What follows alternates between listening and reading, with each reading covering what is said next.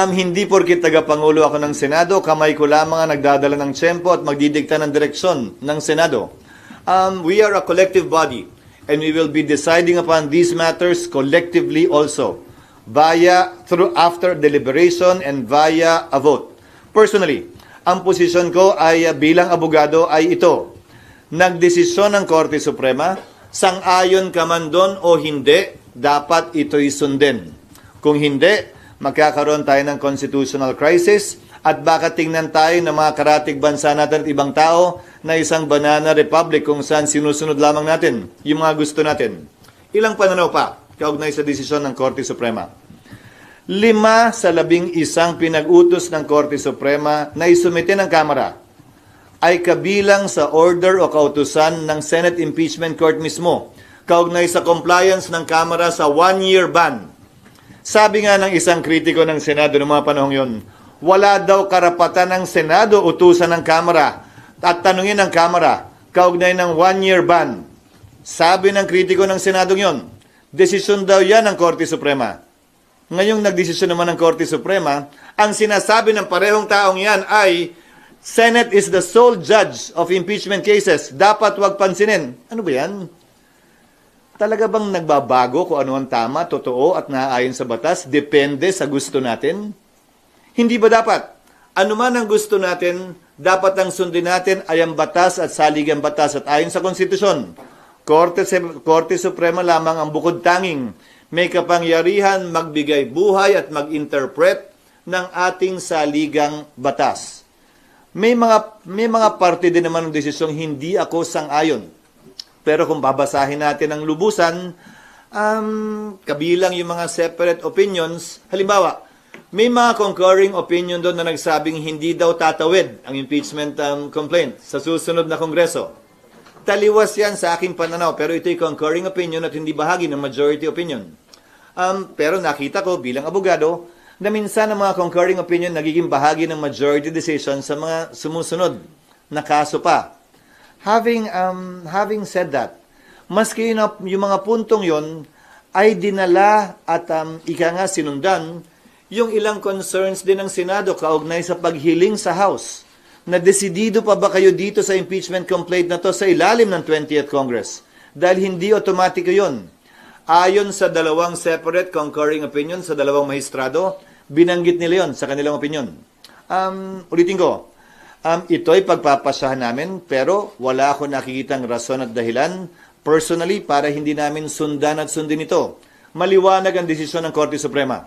The impeachment complaint is null and void ab initio. Ab initio meaning from the beginning. Nakasaad din sa desisyon ng Korte Suprema, hindi nagkaroon mulat-mula ng jurisdiction ang Senado doon sa impeachment complaints dahil sa paglabag sa Bill of Rights, particular due process of law. Pangatlo, sinabi din ng Korte Suprema, immediately executory ang desisyong ito. Ngayon, narinig ko pinag-uusapan ng ilang mga bagay, kaugnay ng reconsideration, kaugnay ng pag-file ng pag-apply ng ilang mga prinsipyo sa batas, kabilang ng Doctrine of Operative Fact, pero hindi natin maiaalis na alam ng Supreme Court ang lahat ng ito. Ang Doctrine of Operative Fact, Korte Suprema mismo ang nagbaba niyan bilang exception sa null and void ab initio ruling nila sa mga nagdaang kaso. So kung nais nilang gamitin yan, edi ginamit na sana nila dito. Pangalawa, tapusin ko lang, at pangalawa, kaugnay sa paglabag ng due process, kinlaro din nila yon na kapag ka-violation ng due process ang pinag-uusapan, ay wala na tayong pwedeng i-review o ibalik pa dahil nawala na ng jurisdiction mula sa simula ang anumang korte o husgado. Ayon sa majority at unanimous decision ng korte. Yes? Pag-uusapan niyo yan nang nakakonvene kayo as impeachment court o pwede po sa plenary, ma'am? Personal ko ding opinion ito, pero ang masusunod dito ay ang mayoriya. Nakalagay kasi sa desisyon ng Korte Suprema, walang jurisdiction ang impeachment court. Walang jurisdiction ng Senado. Nadinggin pa ang mga articles of impeachment. Naalala nyo bago kami nag-convene, binasa yung articles of impeachment, at least in dulo man lang, bago kami nagka-jurisdiction. Ang sinasabi ng Korte Suprema sa desisyon nila ngayon ay unconstitutional yung articles of impeachment. Kaya walang jurisdiction yung Senado. At pag sumumpa yung mga bagong halal na senador, they will swear to do impartial justice during trial.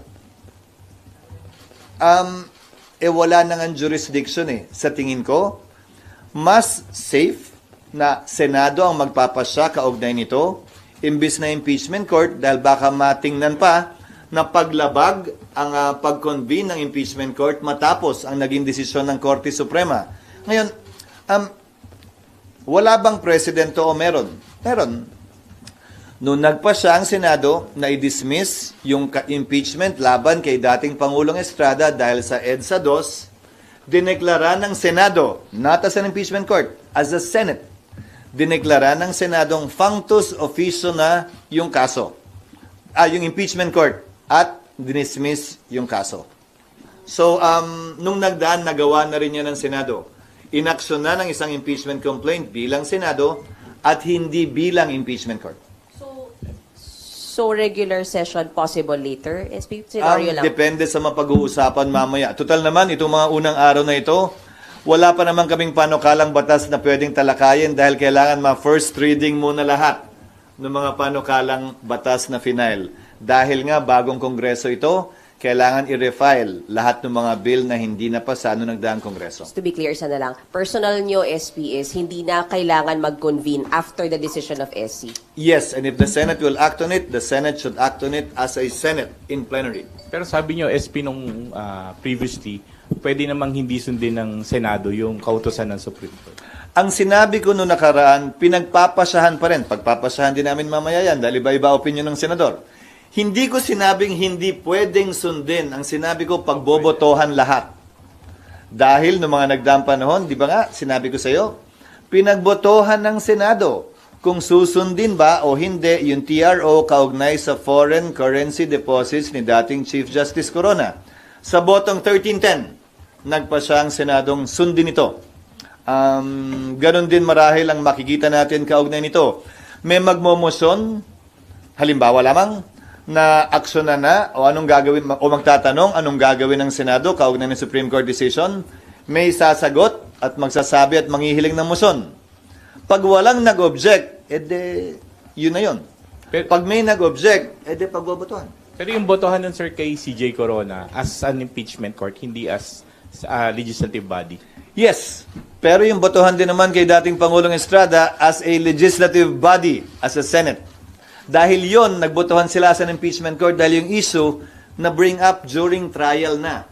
Hindi naman tiniro yung buong proceedings.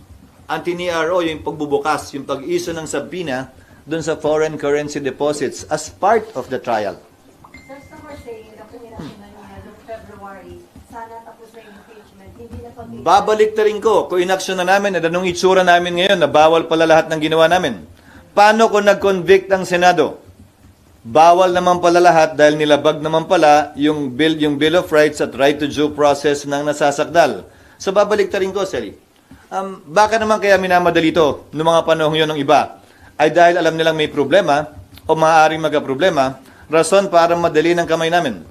We exercised an abundance of care when it came to that, not wanting to violate any constitutional provision and juxtapose that to what the House did after the Supreme Court decision.